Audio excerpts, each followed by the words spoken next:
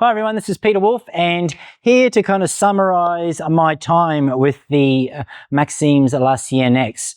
I guess just quickly off the top, I overall found it really enjoyable. I do find this a really fascinating piece of engineering because, as you can see, there's a lot of tech crammed into a small footprint, and I think that's sort of one of its kind of advantages, is that it is a really nice sort of footprint. And I think particularly if you've got kind of limited bench space at home, this is really, really great. I definitely enjoy the look of it. I can definitely see that 1950s French kind of Pierre Cardin sort of design house kind of vibes to it. And I know that's kind of got that sort of mixed look, but I certainly do enjoy the sort of that nice kind of brushed metals and sort of wooden finishes to it. So I think, it's a really nice, stylish looking machine. And I don't think it's sort of something that's kind of going to date overly well. And I do particularly like the LED trim on it. I sort of enjoyed it, and to me I think it represents a really interesting point where we're sort of seeing all of this technology that we would have had 10 years ago in sort of high-end machinery. That's that grind, the grind by weight, and sort of now the grind by brew by weight as well.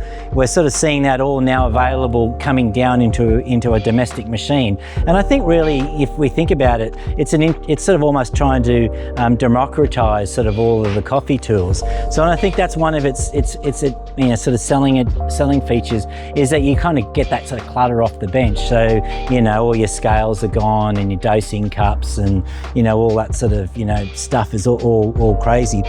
As I said, it is technically impressive, but I suppose it does get us to the one thing that that we want to talk about, and that's really the grinder here. And I do think that is generally the Achilles heel to this particular unit. It is a little, I think it is a little underdone, and we know that having a grinder that can that can grind to a really nice particle size and sort of keep that sort of heat retention down, I think is really important to setting up a really good quality espresso. I appreciate that it has 70 sort of grind settings on it, so you can do filter coffee or your brewed coffee at home, all the way up to sort of even Turkish as well. But most of the time, I guess for myself, we were just kind of dialing in for espresso, and we did do a range of espressos, from light roast to sort of more of a darker roast, but predominantly most of the time is where we sort of sit on our sort of big dog blend that we use, which is kind of a really genuine sort of medium roast. Overall, we'd say the quality of the espresso, fantastic, really enjoyed it, and I think that's what's most important, is what we get in the cup quality. When steaming the milk, oodles of steam, really loved that.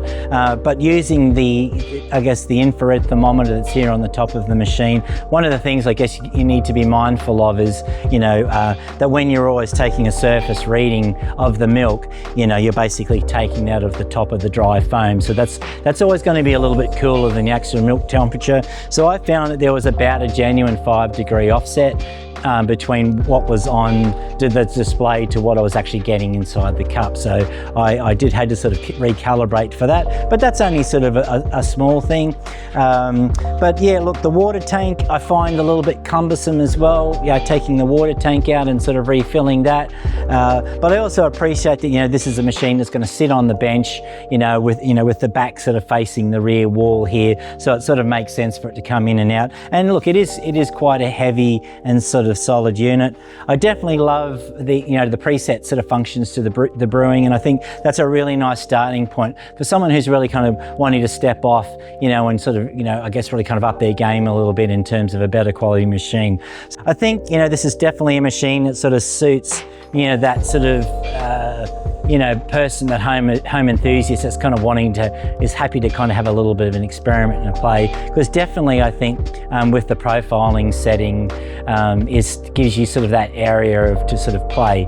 But really, to me, this is a machine that's kind of trying to democratize really, I guess, all of the specialty tools in the barista's arsenal. So overall, I would say that it was a lot of fun experience. It is worth a machine considering. thing. The only other caveat that I would say for the Australian market, that this machine does run on a single phase 15 amp plug, so you will need to consider having a 15 amp supply in your kitchen bench to run it at home, because it is the dual boiler and some of the other tech that goes in it. But overall, really enjoyable experience. Let me know if you got one of these or you're thinking about wanting one of these. Drop a comment, and looking forward to talking to you soon. Bye.